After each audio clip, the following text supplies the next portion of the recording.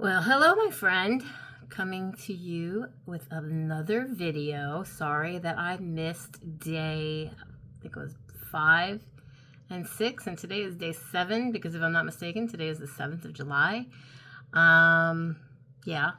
Tomorrow is the 8th, and it'll be one whole week since I started back on trying to do primarily as less carbs as possible. I'm not going to call it keto. I'm not going to call it ketovore. I'm not going to call it carnivore. I'm just going to say that I'm trying to do as least amount of carbs as possible. So with the holiday, let me tell you what. July 4th holiday approaching, hubby being off from work for the weekend with me, I decided to buy a seedless watermelon. I've been watching Jelly Fat to Keto. She's been eating watermelon. It's giving her lots of like vitamin A or B or something, and she has like MCAT and a couple of other things going on medically with her, and it's something that she deals with. I'm not necessarily saying I deal with it, but because I seen her eating watermelon, I wanted watermelon. So, you know, you can't walk into a grocery store nowadays and not see these big, beautiful watermelons right there in front of your face before you end up getting even into the whole produce department, let alone anywhere else in the grocery store that you might be intending on going there for in the first place. And not only that, but even on the side of the road, not too far from where I'm living, there is a gentleman who has a fruit and vegetable stand, and he's always selling watermelons out there in his fruit and vegetable stand. Most of the time, yeah, in season. I don't know, maybe some of the time, maybe not so much in season. I don't know where he gets them from. I'd hate to have to wonder, but they're there nonetheless. And I know that he sells a seedless watermelon. Well, the last time I bought one from him was at least a year, if not longer, and ago. And I believe it was like $12 for a seedless watermelon, which is crazy considering I paid not but maybe $5 or $6, if that, for a watermelon at Walmart. And I believe I got the second one I got myself into recently at Kroger, and it was about the same, maybe a little more, but delicious nonetheless. And I didn't really find too much of a hassle in eating it. Like, it wasn't making me gain weight. Was I losing weight? No, not really, but I've been eating a lot of meat sticks and other things and having more coffees than normal because, not surprisingly enough, I found myself extremely more hungry than I started to feel probably around like day 3, day 4 of, restarting. Like I've had, happen before in the past. I would start limiting my carbs as much as possible, 0 if at all possible. And within a few days, I was just not really finding myself as hungry. I was finding myself feeling better, both physically and emotionally. And the anxiety was subsiding, and all of the tingling and the this zapping feeling that I was getting in my legs and my calves and ankles and whatnot, like literally felt like somebody was like flicking me with a rubber band in my legs. Things of that nature were taking place for quite a while now. And the only thing that was able to give me any kind of relief was the few days that I had absolutely 0 carbs outside of maybe my heavy whipping cream or an egg or two, because everyone knows that stuff does have at least enough of a carb in there to, they have to put 1 carb on the package, but it's kind of like less than a carb. Depends on what you believe. But in any case, that's what I've been going through. And I ate the watermelon, and then I woke up with headaches, and I had bad nightmares last night.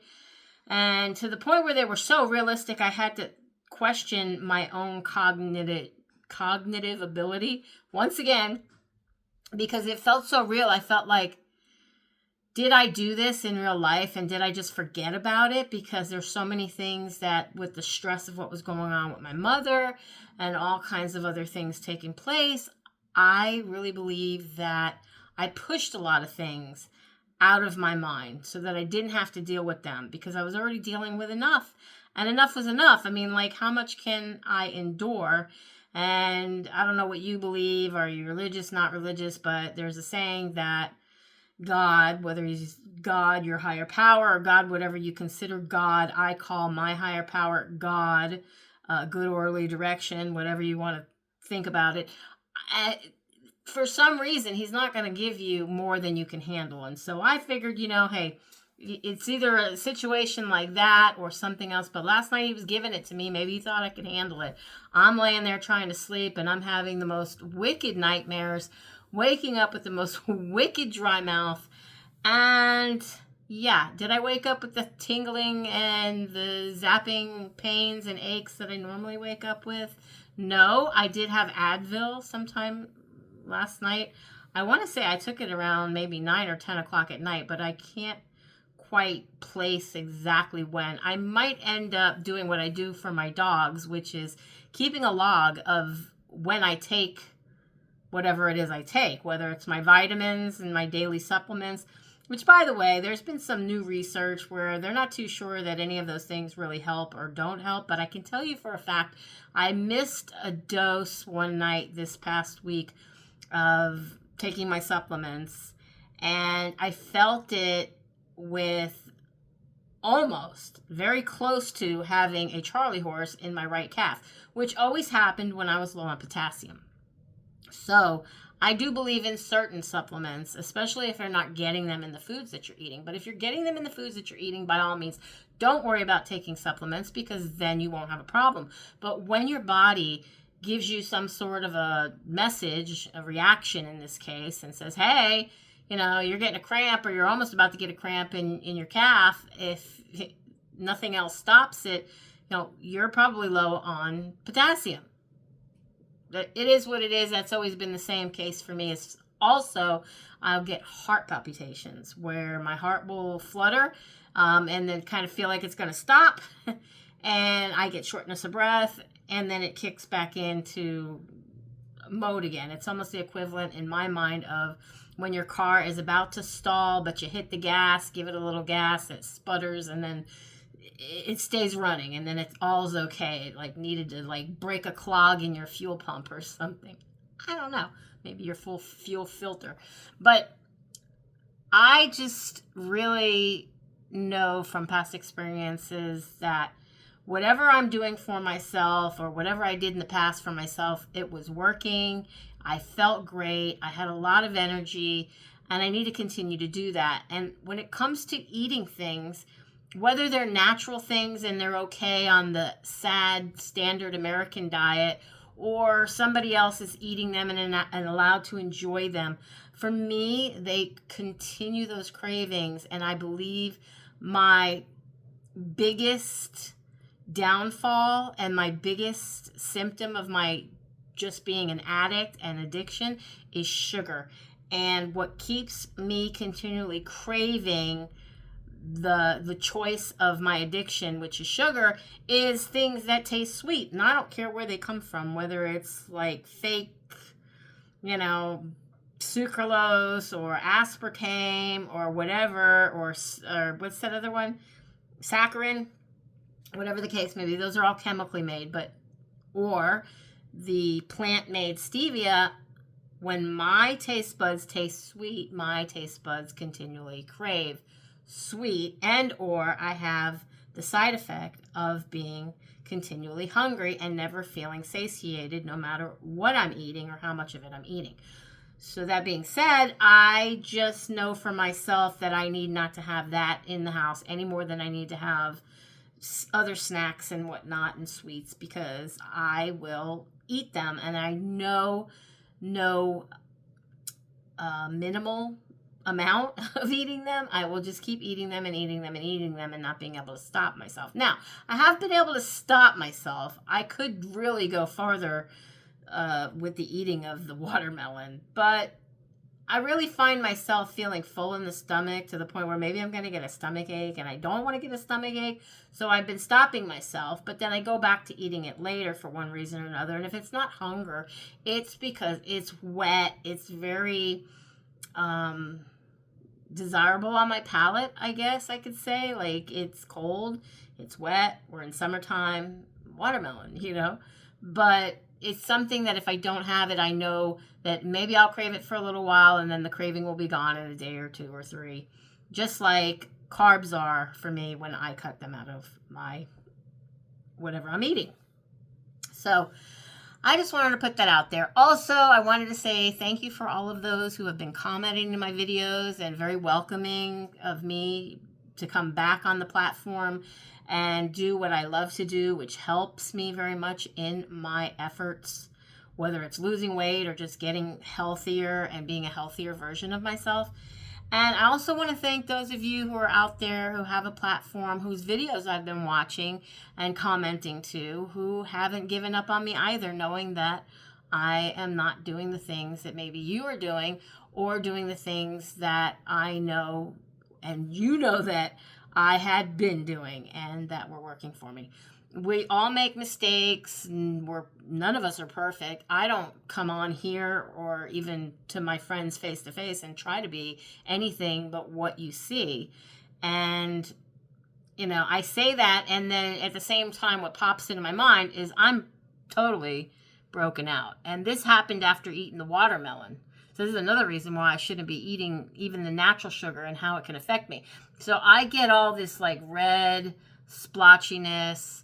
I'll try to insert a picture of how it is before I put on some moisturizer with a little bit of tint in it to try to cover it up. Now, it's just got a little, that's how I did it because I don't want more of a breakout being caused by makeup. But at the same time, I'm already going through enough emotionally with my physical appearance, with the weight gain, that I don't need to further restrict myself from going out, going to the grocery store, and doing the things that I need to do for my dogs and my husband or even myself, because I don't want people to see me in the condition that I'm in weight-wise, but then also having all this stuff on my face. I feel like when I go out in public, if I don't notice it at first, and then I go out in public, and then I come home and I see how flaky and scaly this is, I say to myself, oh my gosh, how many people seen that while I was out and about? It does bother me. I've learned to control the bothersome feelings as much as they used to be, with masking it with the idea that I don't care what other people think about me. It's none of their business, and it's none of my business what they think about me. But at the same time, it does affect me. It is my physical appearance. And I do, try to look physically better than I think I probably should, being a woman of 55. But I want to tell you guys, whoever you are, if you're watching this video, whether you subscribe to my channel or not, that I really, really appreciate you taking the time to watch my videos. And I thank you so very much for that. And I hope to just keep coming out here and putting up more content. Obviously, when my husband is around, I don't do videos like I would when he's not. He is at work right now, so this is giving me the free to be me time to do what I need to do, get it done. And I just, all my cleaning is done. I'm taking a little break myself from work. I normally work nights, but I'm starting to put more of myself into working days, which is when my husband's working, because I just seem to feel a little better to be able to spend time with him at night, which is something that for many, many years I had stopped doing. Just focusing on work and putting myself into work and working at nights kept me from that. And being that we work opposite hours, we never really spent a lot of time with one another. And not only was I doing myself out of the dissatisfaction of spending time with my husband, but I was doing him out of the satisfaction of getting to spend time with me, and just feeling that work is all he does, even though I was okay with that. That was just a learned feeling that over time I told myself I was okay with and then became okay with. On the other hand, he always works these day jobs, no matter what it is he does, and he's not okay with that. And it's not really fair for me to put that on him. So I'm trying to do better and putting that out there, because maybe you're somebody watching my video and you find yourself doing the same things to either yourself or your own spouse and don't even realize that you're doing it. Anyways, guys, with that said, I love you all again. Thank you so much for being here, and be blessed. Mwah.